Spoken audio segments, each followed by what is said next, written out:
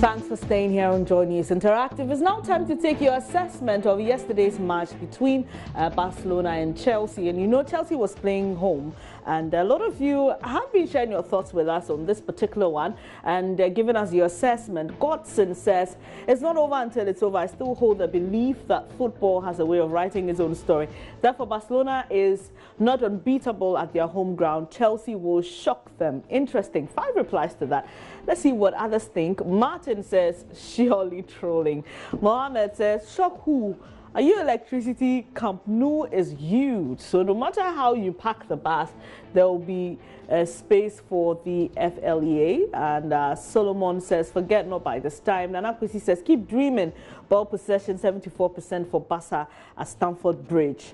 Abdul says, we did it before at the Camp Nou. It's going to be 50-50, but we'll progress in the end. Chelsea Football Club forever. That's the way to keep your hope alive, isn't it? And Sir Obama says, because both teams are, well, he thinks they're quite useless and the best team is Liverpool. Douglas says, okay, for that game, it's very satisfying for Barca supporters because Messi scored and they have an away goal advantage. And he thinks that Barca will beat them in Spain. So for them, it's a done deal. Enoch says, Chelsea just had bad luck. Christensen's pass was just unfortunate, but that's football. Your mistake becomes opportunity for your opponent. I can now hear them say, when you come to Camp Nou. He's laughing. Abdul says, not really. He comes back to say the Chelsea Football Club were the better side, he thinks, tactically. But the, statistics are saying something else, okay? But he thinks that, Chelsea was just a bit unlucky not to have taken all 3 points. Overall, it was a fantastic game, and the second leg will be pivotal for both clubs to progress to the next stage. We are Chelsea Football Club, and you know what? The blue badge means winning. Carlos says, by the way Chelsea played 9 defenders. Oh, that's very mean. Was very ugly, and he exclaimed, said they should open up and play. They know they can play. Last time they were playing was too bad, 27% possession. If they are brave, they should let the game flow. Mohammed says hard luck denied Chelsea a massive win. Willian could have had a hat-trick and that would have been game over. Chelsea can lose to Bournemouth at home, but not Barca. And Kopf GA says, well done, Chelsea. Leave the rest for Liverpool. We'll meet again next season. Chelsea is going to lose against Barca. Obviously, someone is not excited by that. You can see by the reactions there. Idu Safo says, they've all performed very well. Last night, however, Chelsea should have defended their goal because playing to Stamford Bridge, he sighs. Okra sighs and says, I thought Barca was to kill the game on the first half because they had themselves so much. But anyway, kudos to the Blues, although we weren't the favorite before the game. Okay, we proved them wrong.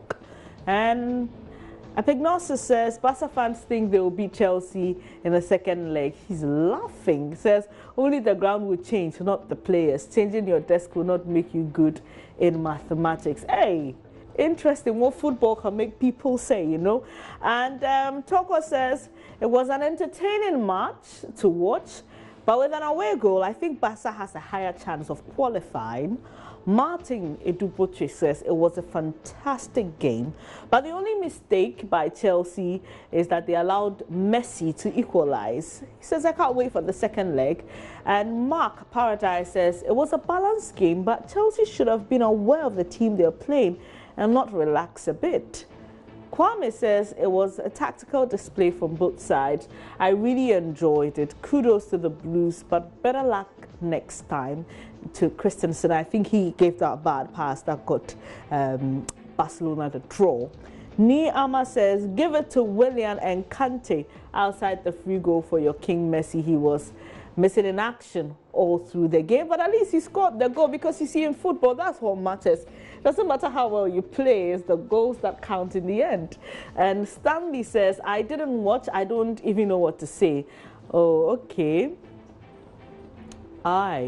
Thank you for your comment, Stanley.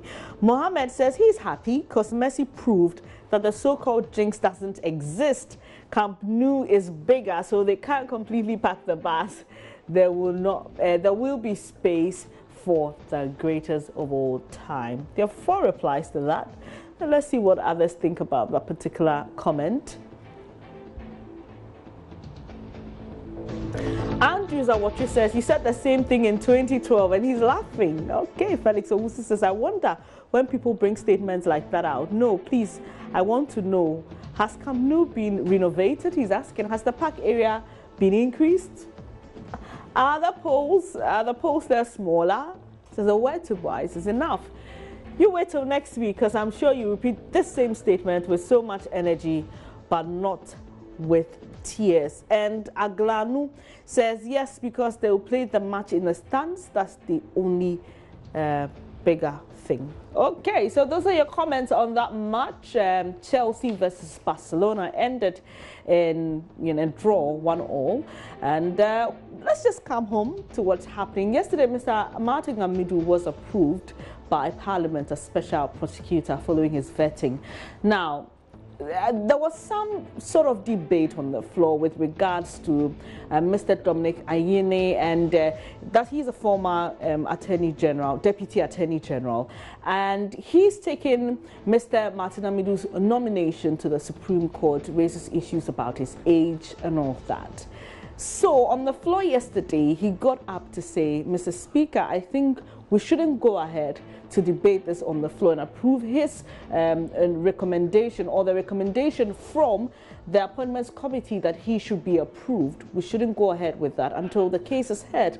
But, well, that was thrown out and he was approved by the House. Now, we're just asking what your sentiments or what your thoughts are on this, on the decision by the Speaker to, just go ahead to get the House approve him or let the House debate his recommendation, even though there's a Supreme Court case challenging his eligibility in court. Well, Selam says, well, she thinks that everyone's corrupt in Ghana. Okay, she thinks that, well, what they did was constitutional, and that's it. Jemima Osea Jiman says the problem is that the Ninja Turtle at the Flagstaff House thought Martin Amidu was still bitter about President Mahama. Oh, okay. Yabo Solomon says, I heard the Speaker saying there's no document before him indicating that Mr. Martin Amidu's age is being challenged in the Supreme Court. And even if the Supreme Court rules against a Parliament decision, they will go by the Supreme Court ruling. So for me, from the layman's point of view, yeah, he thinks the Speaker was right or what he did. Tekolibe says, why has there been any injunction to that effect? The writ is just as empty as a white paper until considered by the court.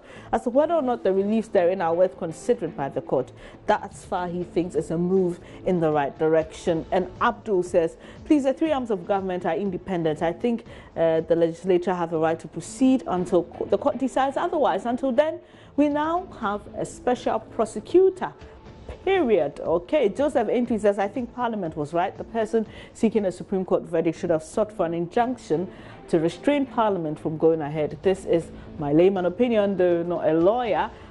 So he thinks that the Speaker is right. Obviously, that's why we have Joy News Interactive, so we can hear your perspective as a layman. But that'll be all for this edition. I'm Bernice Abubedu. Do stay interactive with us on Facebook and Twitter.